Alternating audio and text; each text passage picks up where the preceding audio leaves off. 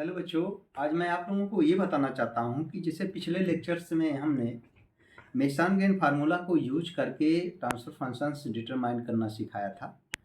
तो I hope आप लोगों ने कुछ चीज़ें सीख पाए होंगे। उसी कड़ी में मैं आगे आज और बताना चाहता हूँ कि आप मेसन गेन फार्मूला से ट्रांसफर फंक्शंस आप उसी क्वेश्चंस का डिटरमाइन कर सकते हैं जो सिग्नल फ्लो ग्राफ के टर्म्स में क्वेश्चंस दिया।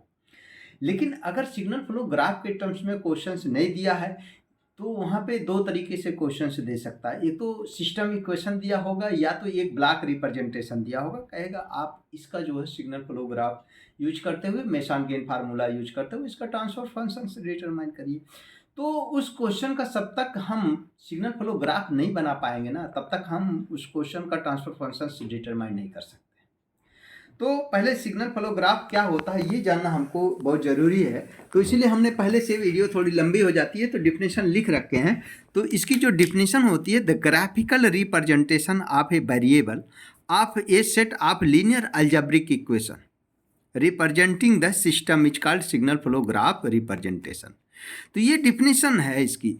लेकिन यहाँ पे जो सिग्नल फ्लो ग्राफ है वो दो मेथड से पाए जा सकते हैं। एक तो फ्रॉम द सिस्टम इक्वेशन, अगर सिस्टम इक्वेशंस दिया है तो उसका सिग्नल फ्लो ग्राफ कैसे फाइंड आउट करेंगे, और सिग्नल ग्राफ अगर आप फाइंड आउट कर लेंगे तो उसका हम transfer functions by using mason gain formula कर पाएंगे।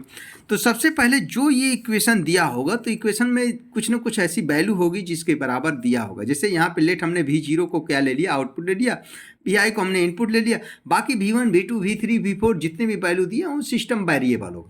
तो करना कुछ नहीं है, जो ये इक्वेशन की वैल्यू दिया है, जैसे V1 इक्वल टू दिया है, तो जो V1 की वैल्यू ये समझिए कि ये आपका इस पे जितना भी वैल्यू इसके साथ जुड़े हैं इक्वेशन में, इन सब के यहाँ से इनकमिंग समझ लीजिए कि इन लोगों के यहाँ से आ रहा।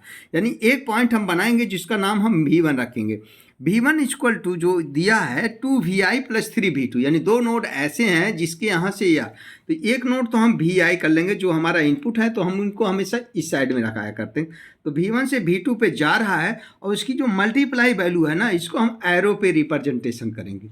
दूसरा 2V2 से आ रहा है, एक पॉइंट और बनाएंगे जिसको हम V2 देंगे, यानी V2 से आपका ये आ रहा है और V2 से किस पे आ रहा है, V1 पे। इसकी मल्टीप्लाई वैल्यू कितनी है हमारी, 3 है।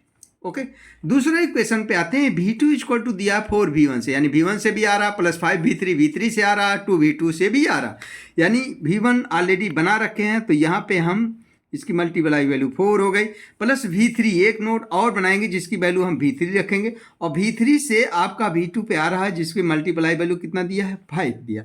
2V2 है, यानी V2 पे ही V2 से ही आ रहा, यानी इसी को हम क्या बोलते हैं, सेल्फ लूप। यानी ऐसे गए और इसका रिप्रेजेंटेशन वैल्यू कितनी है, यहाँ पे एरो की 2 मल्टीप्लाई वैल्यू दिया, तो इसी लूप को हम सेल्फ लूप बोलते हैं।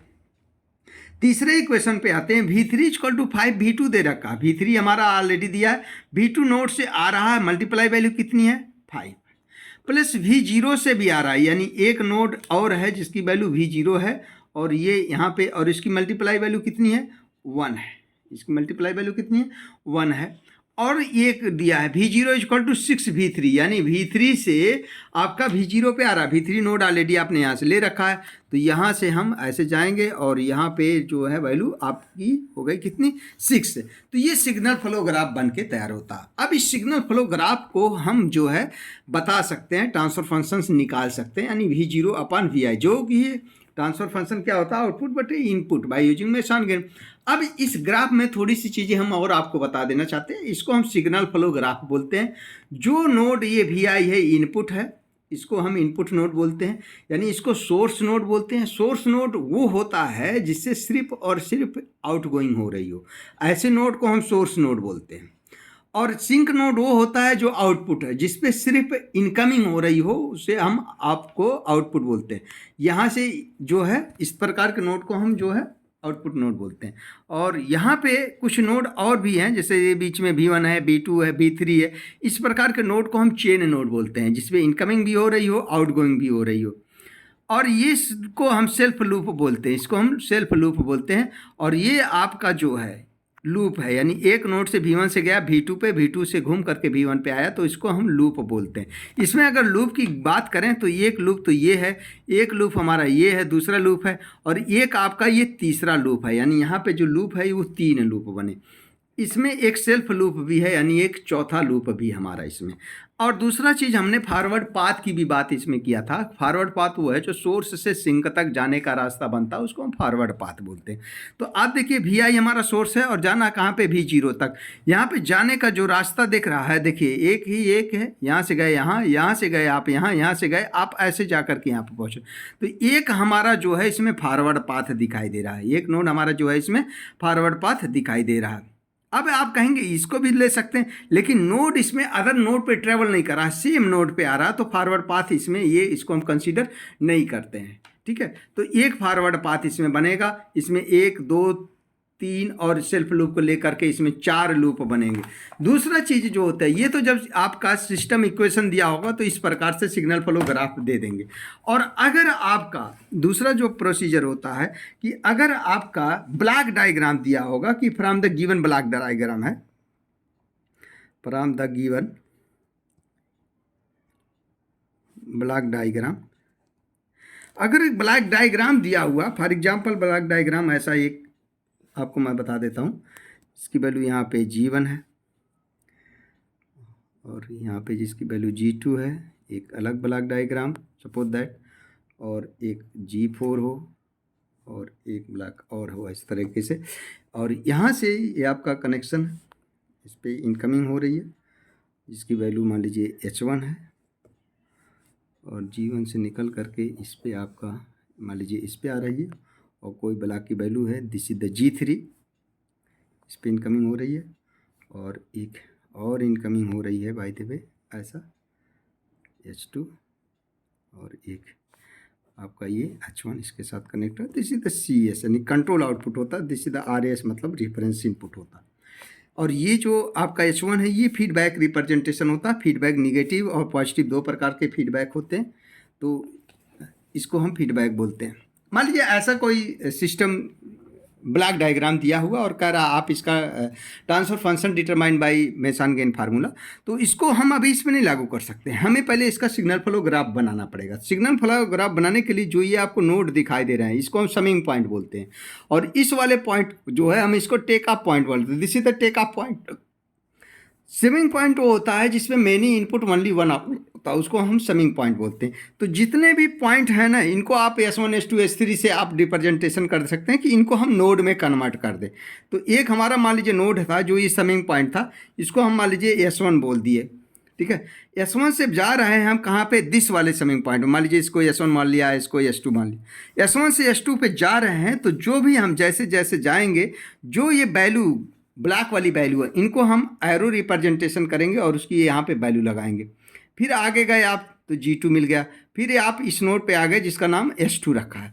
अब देखिए G1 G2 से एक टेक ऑफ पॉइंट बोला गया है जिसको हम T1 से representation, this is the T1 इसको बोल देंगे। T1 से जाएंगे और किस पे हम आके रुक रहे हैं, इस वाले पॉइंट पे रुक रहे हैं। तो आप डायरेक्शन वही फॉलो करोगे जो इसमें डायरेक्शन दिया है, और इसकी वैल्यू कितनी है, G3। इस वाले S2 से आप आगे जा रहे हैं कहाँ पे, C0 पे, यानी जो आउटपुट है आपका दिस इज द CS, यहाँ तक जा रहे हैं, और इसका मल्टीप्लाई वैल्यू कितनी है, G4। अब देखिए इस ग्राफ के बीच में, इस दोनों टेका पॉइंट के बीच में कोई पॉइंट नहीं है, मतलब कोई एरो वैल्यू नहीं, 1 है, तो इसको हम कन्फ्यूजन के लिए एक ही आप ले सकते हैं, अदरवाइज कोई दिक्कत नहीं है, आप अलग अलग भी इसको ले सकते हैं। और यहाँ से आपका ये आ रहा है, कितनी इसकी मल्टीप्लाई वैल्यू है आपका, H2 है, लेकिन यहाँ पे माइनस साइन जो दिया है वो यहाँ पे लग जाएगा। अब दूसरा S1 पे ही आपका यहाँ से और आ रहा है, कहाँ से, इसी पॉइंट से आ रहा है, जिस पॉइंट से आप ले आए हैं, यहाँ से आप आए हैं, कौन सा पॉइंट था, ये आपका S1 पॉइंट था, जिसका मल्टीप्लाई वैल्यू कितनी, H1 है, और यहाँ पे साइन क्या दिया है, माइनस दिया हुआ। और एक पॉइंट हमारा ये RS है जो आपका रेफरेंस इनपुट है, और एक CS है। तो इस तरीके से ये ग्राफ हमारा बन के तैयार हो जाता है। अब इसमें हमको अगर मेसन गेन फार्मूला से ट्रांसफर फंक्शन से डिटरमाइन करना हो तो कैसे निकालेंगे, यानी ट्रांसफर फंक्शन के लिए जो हमने फार्मूला पढ़ा है, यानी आउटपुट बटे input CS equal to summation of T के डेल्टा K अपॉन डेल्टा पढ़ा है। के क्या है, हमारा फॉरवर्ड पाथ है। तो फॉरवर्ड पाथ वो होगा जो सोर्स से सिंक तक जाने का रास्ता होता है, उसको हम फॉरवर्ड पाथ बोलते हैं। तो यहाँ से आप जा रहे हैं सीधा, एक आपको रास्ता दिखाई दे रहा है, ये आपका फॉरवर्ड पाथ 1 हो।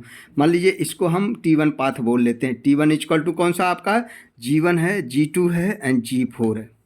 एक और फॉरवर्ड पाथ, ऐसे आप आए, इस पॉइंट से घूम करके आप ऐसे चले गए और फिर ऐसे चले गए, यानी T2 इक्वल टू आपका कितना हो गया, G1 into G3 into G4, यानी 2 फॉरवर्ड पाथ इसमें दिखाई। इधर से नहीं जा सकते हैं क्योंकि यहाँ पे एरो अपोजिट है, ऐसे आकर के ऐसे नहीं जा सकते हैं, एरो अपोजिट है, तो 2 फॉरवर्ड पाथ इसमें दिखाई दिए। यानी जो ट्रांसफर फंक्शन का फार्मूला बना वो आपका T1 delta 1 plus T2 delta 2 अपान डेल्टा बना।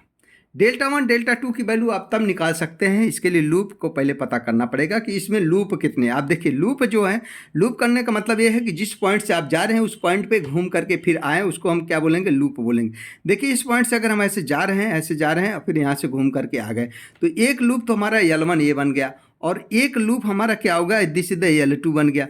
एक लूप हमारा ऐसे गए, ऐसे, और फिर ऐसे घूम करके आप ऐसे आ गए, तो इसमें एक ब्रांच की वैल्यू अगर चेंज हो जाती है तो अलग लूप कंसीडर करते हैं। तो ये हम ऐसे यहाँ से इस पॉइंट से ऐसे गए, इस पॉइंट से ऐसे और इस पॉइंट से, तो ये हमारा L3 लूप हो गया। यहाँ पे आपको 3 लूप दिखाई दे रहे हैं। क्या और पॉसिबिलिटी है, एक बार चेक करना बनता है। तो मुझे अभी और कोई इस वक्त पॉसिबिलिटी नहीं दिखाई दे रही है, 2 ही लूप, यहाँ पे 3 लूप हमको बनते हुए नज़र आ रहे हैं। बाय द वे चलिए 3 लूप मान लीजिए इसमें बन गया, तो आपका एक तो L1 equal to, L2 equal to, L3, ये आप लोगों को अलग अलग लूप आपका हो सकता है। आप किसी को L1 L2 L3 कंसीडर, हमने L1 ये बड़े वाले लूप को लिया है जिसमें वैल्यू G1 है, G2 है एंड यहाँ पे G4 है, ऐसे आए, और इंटू H1 है, तो मैंने माइनस यहाँ लगा दिया और H1 यहाँ कर लिया। L2 हमने इस वाले के छोटे वाले लूप को लिया है, तो जिसमें आपका G4 है इंटू माइनस H2 है, तो माइनस हमें यहाँ कर लिए, H2 कर लिया। तीसरे लूप को हम ऐसे गए यहाँ से L3 को, तो G1 G3 और ये G4, और फिर ये बाहर वाला माइनस हमने पहले यहाँ लग लिया और H1 यहाँ, तो ये 3 लूप हमारे बन गए। अब डेल्टा 1 डेल्टा 2 डेल्टा 3 की वैल्यू चाहिए। डेल्टा 1 की वैल्यू जो है मल्टीप्लाई हम किसके साथ करते हैं, T1 के साथ। तो हमने बोला था T1 पाथ हमारा मेन वाला है। अब ये देखेंगे जो लूप के नोड हैं क्या T1 में कॉमन है। एक भी लूप में एक भी नोड अगर कॉमन होते हैं तो समझ लीजिए कि उसकी वैल्यू डेल्टा 1 की वैल्यू 1 हो जाएगी। तो T1 का पाथ मेन ब्रांच है, कौन सा आप खुद ही विचार करें कि इस पर कौन सा ऐसा नोड है जो इसमें टच नहीं है, लूप L1 का टच है। L2 का भी अगर देखें तो इसका भी टच है, L3 का भी देखें तो इसका भी टच है, यानी डेल्टा 1 की वैल्यू कितनी निकल गई, 1 निकल गई। डेल्टा 2 की वैल्यू आपकी T2 के साथ मल्टीप्लाई, और T2 पाथ आप ऐसे जा रहे हैं, देखिए ऐसे गए लेकिन अभी भी नोड वही है, बस ब्रांच की वैल्यू चेंज हुई है। तो यानी इसमें भी डेल्टा 2 की भी वैल्यू आपकी कितनी हो जाएगी, 1 हो जाएगी। यानी ट्रांसफर फंक्शन की, अब देखिए दूसरा ऑप्शन जो है transfer function T1 delta 1 plus T2 delta 2 अपन डेल्टा चाहिए। अब डेल्टा इक्वल टू क्या हमको कैलकुलेशन करना है, 1 minus all individual feedback loop, यानी L1 plus L2 plus L3 plus साथ में इसको हमको 2-2 का संध बनाना होता है। अगर उस क्वेश्चन में पॉसिबल है तो ठीक है, नहीं पॉसिबल है तो नहीं बनेगा। जैसा कि हम देखेंगे L1 क्या L2 के साथ संध बन पा रहा है, L1 L2 क्या इसके नोड आपस में कॉमन नहीं है, कॉमन है, इसमें से दोनों नोड कॉमन है। हम तो बोले थे एक नोड भी अगर कॉमन निकलता है तो टचिंग लूप में आता है। L1 L3 के साथ नहीं है, L2 L3 का है, नहीं है, कोई भी इसमें नॉन टचिंग लूप नहीं है। यानी जो ट्रांसफर फंक्शन निकलेगा सिर्फ इतना हुआ, ट्रांसफर फंक्शन यानी transfer function equal to T1 की वैल्यू रखेंगे G1 G2 G4 into 1 plus T2 की वैल्यू आपका G1 G3 G4 into 1 divide by कितना, डेल्टा, यानी 1 minus all individual feedback loop L1 plus L2 plus L3, इनकी value रख देंगे और ट्रांसफर फंक्शन हम लोग डिटरमाइन कर लेंगे। इस प्रकार से बहुत ईजी तरीके से आप इस क्वेश्चन को सॉल्व कर सकते हैं और सेमेस्टर एग्जाम में 10 नंबर का क्वेश्चन आप इसको मतलब इजीली आसानी से 10 नंबर प्राप्त कर सकते हैं। आपसे रिक्वेस्ट है कि अगर आपको ये वीडियो अच्छा लगता है तो सब्सक्राइब करें, शेयर करें एंड लाइक करें। धन्यवाद।